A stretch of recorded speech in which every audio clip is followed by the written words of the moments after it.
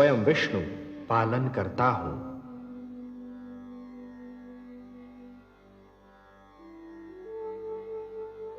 हे ब्रह्मा, हे विधाता, सृष्टि की रचना का शुभारंभ कीजिए।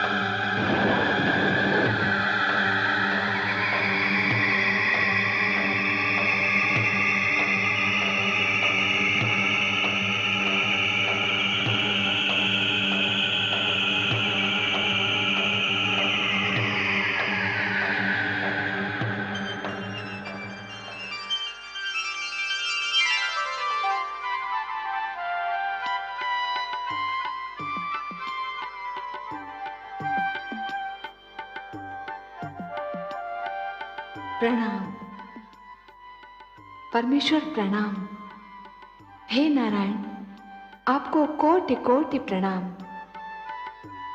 हे नाथ, हे सर्वशक्तिमान, आप तो अपने आप में ही संपूर्ण थे, फिर मेरी रचना करने की क्या आवश्यकता थी?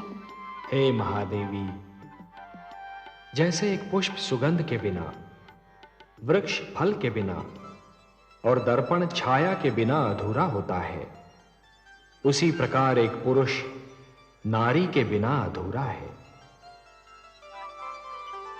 और ये तो केवल हम ही जानते हैं ना महादेवी, कि संसार को ममता और स्नेह और एक पुरुष को प्रेरणा, संघर्ष की शक्ति और जीवन भर का साथ केवल एक नारी ही दे सकती है।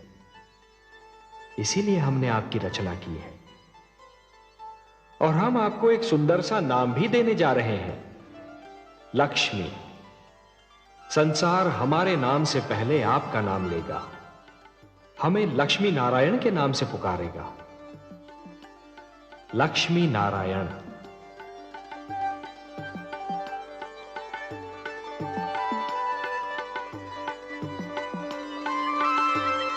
श्री विष्णु भगवान की अनुमति से ब्रह्मा ने सृष्टि के निर्माण का श्री गणेश किया। सबसे पहले अपनी भुजाओं से उन्होंने 4 मनु पैदा किए।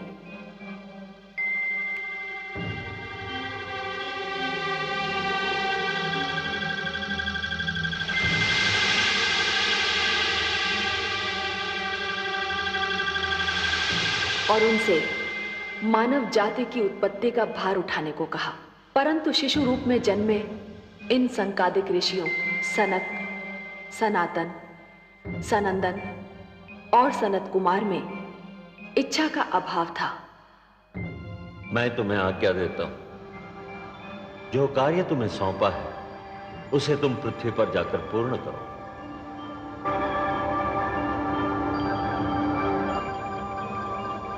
तो मैं तुम्हें शाप देता हूं, जाओ, निकल जाओ यहां से।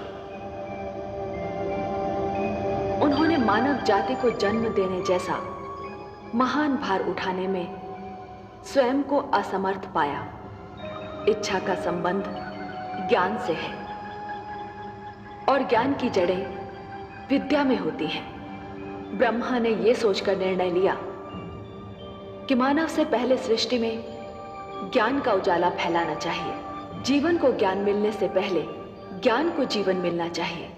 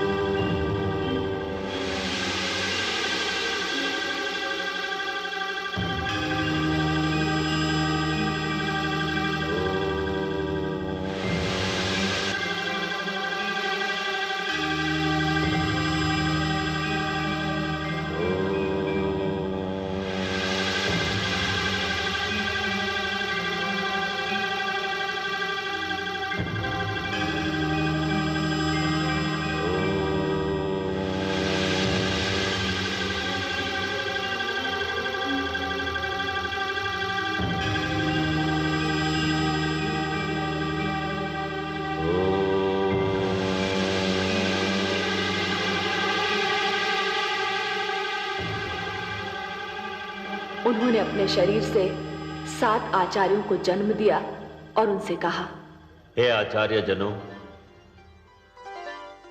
हे वशिष्ठ, हे क्रतु, हे पुलह,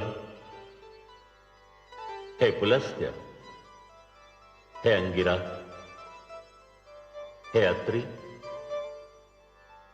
हे मरीचि। सृष्टि में मानव जीवन का आगमन होने वाला है। मानव को शिक्षा देना, उसके जीवन को दिशा देना आपके जन्म का कारण भी है और उद्देश्य भी। उसके मार्ग में ज्ञान का प्रकाश फैलाएंगे आप। उसे परिवार और गुरुकुल परंपरा के ढंग सिखाएंगे। सप्तऋषि के नाम से जाने जाने वाले ये 7 आचार्य आज भी नक्षत्र मंडल में 7 सितारों के झुरमुट का रूप लेकर जीवन का मार्गदर्शन करते दिखाई देते हैं। फिर आया वो क्षण जिसकी सृष्टि सांस थामे राह देख रही थी। रचना क्रिया का सबसे महान क्षण, मानव जीवन के आगमन का सुनहरा पल।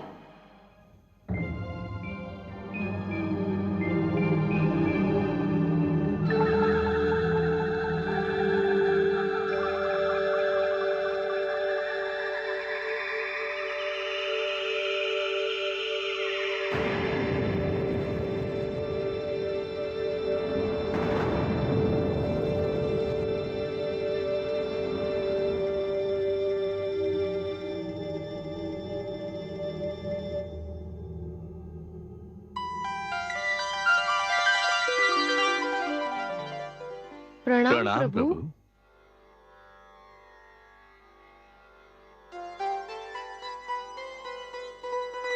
हे मनु, हे शतरूपा, आप दोनों मिलकर सृष्टि में मानव जीवन के प्रारंभ की घोषणा है।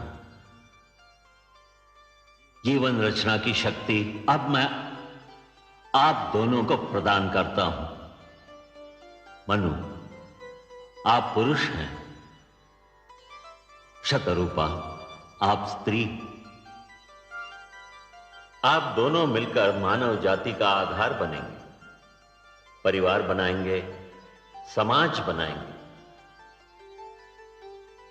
आप दोनों शरीर तो 2 हैं, पर प्राण एक होंगे, एक दूसरे का साथ देंगे, एक दूसरे के सुख दुख बांटेंगे। जो आज्ञा प्रभु।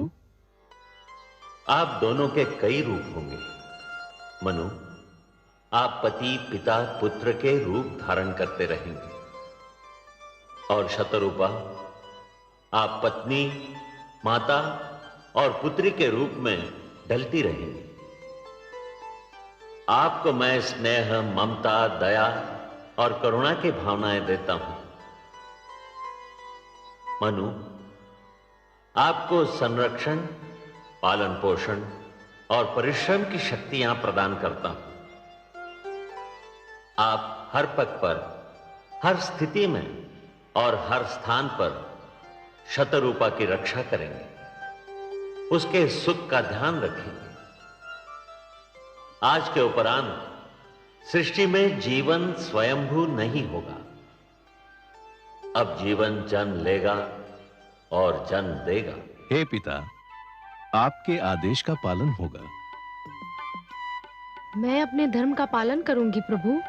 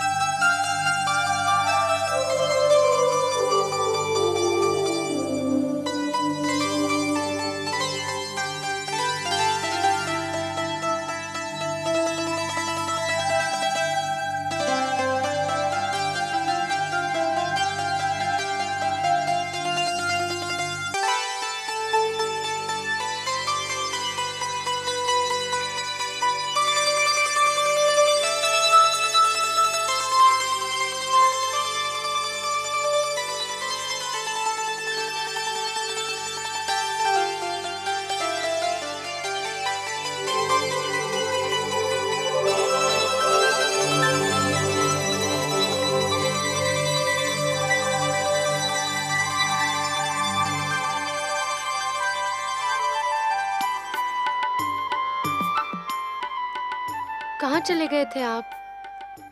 आपको पास न पाकर मैं कितनी घबरा गई थी। क्यों चले गए थे मुझसे दूर?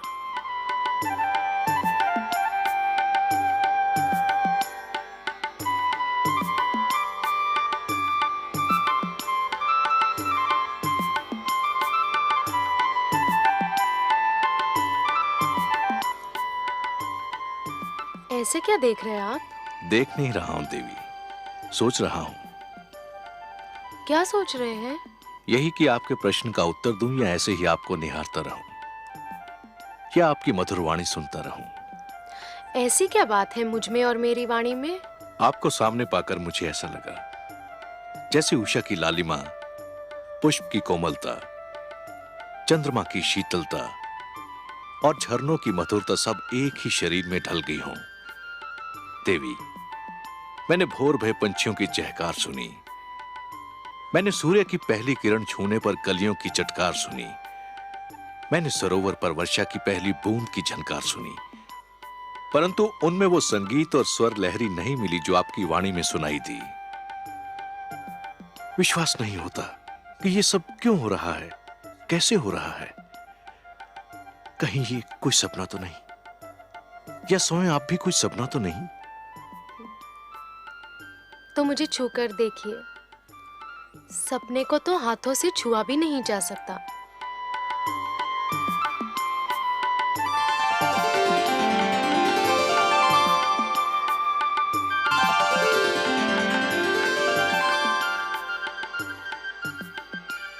अब पता चला कि मैं सपना हूं या सत्य? आप सत्य हैं देवी, सृष्टि का सबसे सुंदर सत्य। ब्रह्मा ने मुझे आपके विषय में बहुत सारी बातें बताई थीं, परंतु एक बात नहीं बताई थी जो मैंने अब जान ली है। कौन सी बात? यही कि आप मेरी संगिनी नहीं, मेरी आवश्यकता भी हो। आपने अधूरी बात जानी स्वामी। क्यों? पूरी बात यह है कि हम दोनों एक दूसरे की आवश्यकता है।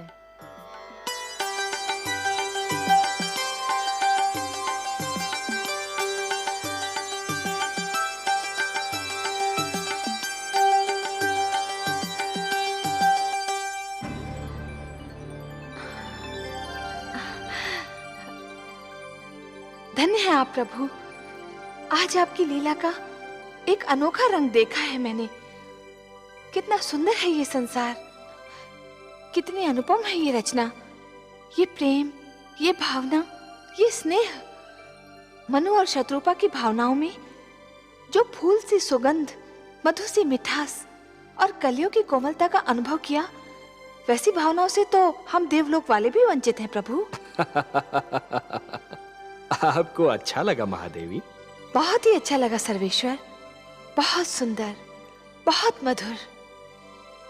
ये भावनाएं और इनको प्रदर्शित करने की शक्ति केवल मानव जाति को मिली है।